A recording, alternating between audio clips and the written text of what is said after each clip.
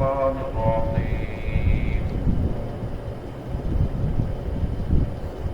ألف لام ميم صاد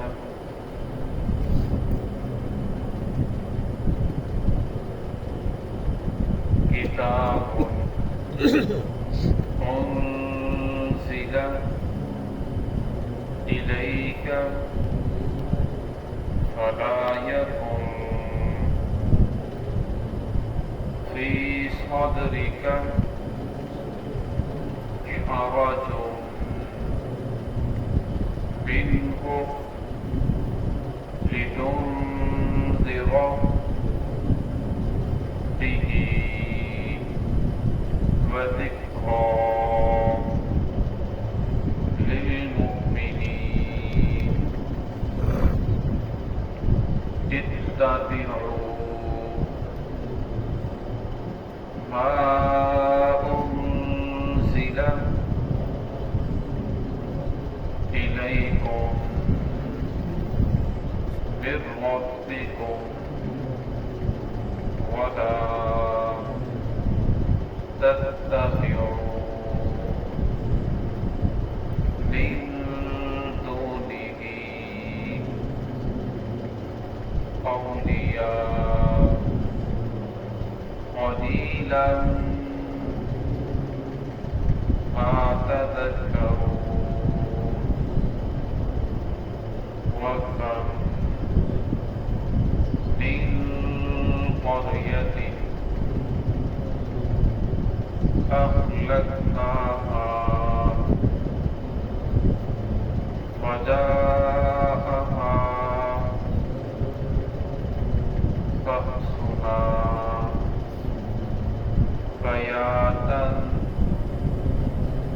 أو هم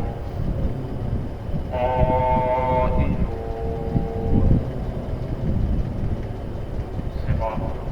بسم الله الرحمن الرحيم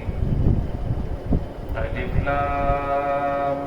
ميم صاد كتاب أنزل إليك فلا يكن في صدرك حرج منه لتنذر به وذكرى للمؤمنين اتبعوا ما أنزل إليكم من ربكم ولا تتبعوا من دونه أولياء قليلا ما تذكرون وكم من قرية أهلكناها فجاءها بأسنا بياتا أو هم قائلون الف لام میم صاد کتاب انزل الیک یہ کتاب ہے جو نازل کی گئی ہے الیک آپ کی طرف فلا یکن فی صدرک حرج منہ پس نہ ہو آپ کے سینے میں کوئی تنگی منہ اس کی وجہ سے لتنذر بہ تاکہ آپ ڈرائیں بہ اس قرآن پاک کے ذریعے وذکر للمؤمنین اور نصیحت کریں ایمان والوں کو اتبعوا ما انزل الیکم من ربکم اتباع کرو اس چیز کی جو نازل کی گئی تمہاری طرف من ربکم تمہاری رب کی جانب سے ولا تتبعوا من دونہ اولیاء اور نہ اتباع کرو اللہ کے علاوہ اولیاء اوروں کو کار ساتھ اپناؤ قلیلا ما تذکرون اور بہت کم ہے نصیحتوں میں سے نصیحت حاصل کرنے والے وَكَمْ مِنْ قَرْيَةٍ أَهْلَكْنَاهَا کتنی بستیاں ہم نے ان کو ہلاک کیا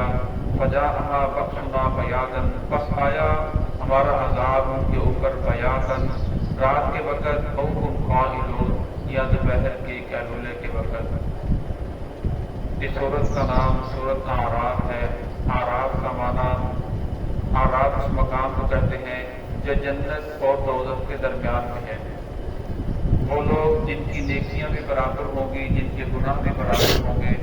یعنی نہ نیکیاں اتنی زیادہ ہوں گی کہ جس کی وجہ سے وہ جنت کے اندر جا سکیں اور نہ گناہ اتنے زیادہ ہوں گے کہ جس کی وجہ سے وہ جہنم میں جا سکیں تو جنت اور دوزخ کے درمیان میں ایک جگہ ہے جسے مقام اعراف کہا جاتا ہے تو ان لوگوں کو وہاں ٹھہرایا جائے گا پھر اللہ رب اپنا فضل فرمائیں گے جس کی وجہ سے وہ جنت کے اندر جائیں گے۔ اور اس سورت اعراف ہے، نزول کے اعتبار سے اس کا 39واں نمبر ہے۔ اس سے پہلے 38 صورتیں نازل ہو چکی ہیں، اور شروع کے اندر حروف مقطعات الف لام میم صاد اسے ذکر کیا گیا۔ اب اکثر جو مفسرین ہیں اس کے نیچے لکھتے ہیں اللہ اعلم بمرادہ، کہ اس کی مراد کو اللہ کے علاوہ کوئی نہیں جانتا، لیکن بعض مفسرین نے اس کی کچھ نہ کچھ تفسیر بیان فرمائی ہے۔ حضرت ابن عباس رضی اللہ تعالیٰ عنہ سے انہوں نے نقل کیا ہے، انہوں نے فرمایا کہ ہر زبان کے کچھ نہ کچھ مخففات ہوتے ہیں تو جن کو ذکر کیا جاتا ہے، جس طرح کسی کا نام ہے محمد شفیع تو میم شین لکھ دیا جائے، اور اس طرح یہ بھی اللہ رب العزت کے نام ہے۔ الف سے مراد اللہ ہے، اور لام سے مراد یہ بھی اللہ رب العزت کے ناموں میں سے ہے، اللہ جل جلالہ، اور میم سے مراد مالک ہے، اس طرح باقی ناموں کی طرف اشارہ ہے، صاد سے مراد صبور ہے۔ تو فرمایا اس کی ایک تفسیر یہ بھی ہو سکتی ہے کہ یہ اللہ رب العزت کے نام ہوں اور ان کے مخففات ذکر کیے گئے۔ قرآن پاک میں 29 صورتیں ایسی ہیں جن کا ابتدا حروف مقطعات سے ہوتی ہے۔ حروف مقطعات کا معنی علیحدہ علیحدہ ٹکڑے ٹکڑے، اس وجہ سے مقطعات کہا جاتا ہے۔ اور آگے اللہ ارشاد فرماتا ہے کتاب انزل الیک، یہ کتاب جو نازل کی گئی ہے الیک آپ کی طرف، فلا یکن فی صدرک حرج منہ لتنذر بہ وذکری للمؤمنین، اور میں اس قرآن پاک کی وجہ سے آپ اپنے دل کے اندر تنگی محسوس نہ کریں، بوجھ محسوس نہ کریں، کیونکہ آپ صلی اللہ علیہ وسلم جب اس قرآن پاک کی دعوت دے کر مشرکین کے پاس جاتے تھے، کیونکہ قرآن پاک میں جتنی بھی مکی صورتیں ہیں اور عرب کے اندر جو لوگ تھے وہ قیامت کے منکر تھے، آپ صلی اللہ علیہ وسلم کی رسالت کے منکر تھے، توحید کی منکر تھے، تو ان مکی صورتوں کے اندر ان چیزوں کے اوپر بہت زیادہ زور دیا گیا۔ تو آپ صلی اللہ علیہ وسلم جب انہیں اس چیز کے دلائل دیتے، بیان کرتے، تو وہ آگے سے غصے بھی ہوتے، کیونکہ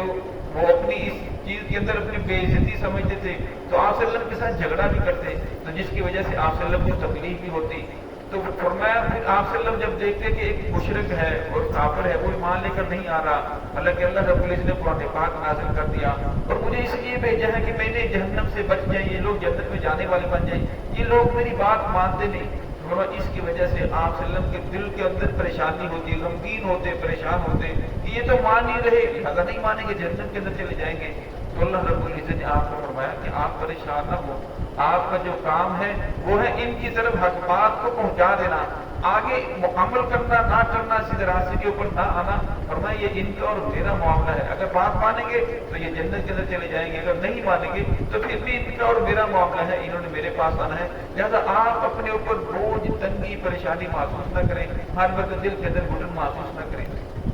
اب اگر دیکھا جائے اللہ کے نبی کو ایک کافر، مشرک، یہودی، عیسائی اگر وہ کلمہ نہیں پڑھ رہا یا وہ اسلام قرآن پاک یا کام کے اوپر عمل نہیں کر رہا تو اتنی زیادہ تکلیف ہو رہی ہے۔ اور فرمایا اگر مسلمان یہ کام نہ کرے،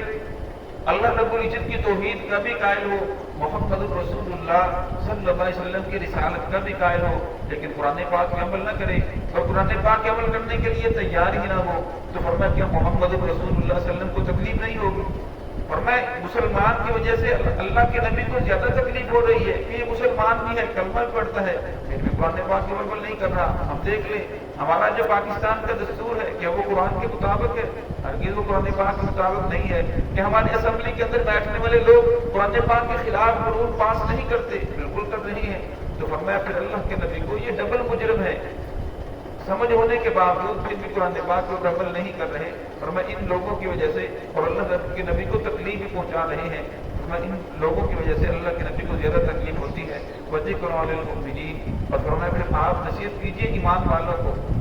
اب فرمایا قرآن پاک ایک ایسی کتاب ہے جو آدمی اس کو سمجھتا ہے، سمجھنے کی کوشش کرتا ہے، پھر قرآن پاک ہر معاملے کو اس کے اندر آسانی پیدا کرتا ہے، ہر معاملے کے اندر اس کے لیے رہنمائی کرتا ہے کہ اس راستے کے اوپر چلو گے تو تیرے لیے کامیابی ہے، کاروبار کیسے کرنا ہے، خرید و فروخت کیسے کرنی ہے، بیوی بچوں کے ساتھ کیسے سلوک کرنا ہے، گھر کے اندر کیسا رہنا ہے، پڑوسی کے ساتھ کیسے رہنا ہے۔ فرمایا قرآن پاک ہر پہلو میں اس کی رہنمائی کرتا ہے۔ اتبعوا ما انزل الیکم من ربکم، فرمایا اتباع کیجیے اس چیز کی جو نازل کیا گیا تمہاری طرف، من ربکم، تمہارے رب کی جانب سے۔ فرمایا جو محمد الرسول اللہ صلی اللہ علیہ وسلم قرآن پاک لے کر آئے، دین لے کر آئے، فرمایا اسی کی اتباع کرو، اسی کے اندر کامیابی ہے۔ اگر اسی کی اتباع کرو گے تو ہمیشہ ہمیشہ کی کامیابی ہے۔ فلا تتبعوا من دونہ اولیاء، ورنہ اللہ کے علاوہ اوروں کی اتباع نہ کرو، اوروں کو مشکل کشا حاجت روا نہ سمجھو۔ اگر فرمایا انسان اللہ کے علاوہ کسی اور کی اطاعت کرتا ہے اور اس کا مقصد یہ ہوتا ہے کہ اگر میں نے اس کی بات نہ مانی تو میرا نقصان ہو جائے گا، اگر میں نے اس کی بات مانوں گا تو میری فائدہ ہو جائے گا، اور اللہ رب العزت کی اس کے مقابلے میں نافرمانی کرتا ہے، فرمایا یہی شرک ہے اور یہی ہے اللہ کو چھوڑ کر دوسرے کی اتباع کرنا۔ آگے اللہ رب العزت فرماتے ہیں قلیلا ما تذکرون، فرمایا بہت تھوڑے ہیں جو قرآن پاک میں عمل کرنے والے ہیں، نصیحت کو حاصل کرنے والے ہیں۔ وَكَمْ مِنْ قَرْيَةٍ أَهْلَكْنَاهَا فَجَاءَهَا بَأْسُنَا، فرمایا کتنی بستیاں ہیں قرآن پاک میں جس کا ذکر ہے، اللہ کے نبی نے آپ کو بیان کر کے سنایا تو ہم نے ان کو ہلاک کر دیا۔ کتنی بستیاں ہیں رات کو گناہ کر کے سو گئی، اور میں رات کو اللہ رب العزت کا عذاب آیا، زلزلہ آیا، طوفان آیا، سارے کے سارے غرق ہو گئے۔ کتنے لوگ ایسے تھے کہ دن کو بدماشیاں کرتے کرتے دوپہر کو سو گئے، او ہم بیاضاً او ہم قائلون، فرمایا دوپہر کے قیلولے کے وقت اللہ رب العزت کا عذاب آیا اور تمام کے تمام کو غرق کر دیا، زلزلہ آیا، زمین پھٹی اور سارے کے سارے زمین کے اندر چلے گئے، آسمان سے پتھر برسے، آسمان سے آگ برسی، اللہ رب العزت تمام کے تمام کو ہلاک کر دیا۔ فرمایا وجہ کیا تھی؟ وجہ ان کی یہی تھی کہ اللہ کے نبی جو دین لے کر آئے، جو کلمہ لے کر آئے، جو کتاب لے کر آئے، جو حق لے کر آئے، ان لوگوں نے اس کو ماننے سے انکار کر دیا، اللہ کے نبی کی زبان کے اوپر یقین نہیں کیا۔ جب اللہ کے نبی کی زبان کے اوپر یقین نہیں کیا، فرمایا ان پر اللہ رب العزت کا عذاب آیا۔ فرمایا اگر تم لوگ نہیں مانو گے تو اللہ کے لیے تو کوئی مشکل نہیں، کتنی قومیں پہلے ہی ختم ہو گئی، نئی قوم آ گئی، فرمایا اللہ کو تمہیں بھی لے جائے گا اور تمہاری جگہ نئی قوم کو لے آئے گا، فرمایا اللہ کا کچھ نہیں بگڑے گا تمہارا ہی۔ اس لیے فرمایا کہ سمجھدار انسان وہی ہے جو اس مہلت کے اندر مہلت سے فائدہ اٹھائے اور اپنا رخ سیدھا کر لے، اور اللہ رب العزت کے جو اپنے نبی کو بھیجا ہے، جو وہ دین لے کر آئے، اسی کی اتباع کرے، اسی کے مطابق زندگی گزارے۔ تو یہاں قائلون سے فرمایا دوپہر کا قیلولہ مراد ہے، اور دوپہر کا قیلولہ حدیث پاک میں آتا ہے، فرمایا یہ نیک لوگوں کی عادت ہے، دوپہر کے وقت تھوڑا سا سونا یہ نیک لوگوں کی عادت ہے، کیونکہ جس طرح آج میں گرمیوں کی راتیں ہیں، راتیں چھوٹی ہیں، دن لمبے ہیں، فرمایا جو آدمی دوپہر کے وقت تھوڑا سا قیلولہ کر لیتا ہے اس کے لیے تہجد کے وقت اٹھنا آسان ہو جاتا ہے، تہجد پڑھنی آسان ہو جاتی ہے۔ تو دوپہر کو سونا، یہ قیلولہ کرنا، یہ بھی سنت ہے۔ اگر انسان کو نیند نہ بھی آئے تو تب بھی کچھ نہ کچھ انسان کو تھوڑی دیر کے لیے لیٹنا چاہیے سنت کی نیت سے، اس پر بھی اللہ رب اجر عطا فرمائیں گے۔ تو اللہ رب العزت ہم سب کو صراط مستقیم پہ چلنے کی توفیق عطا فرمائے۔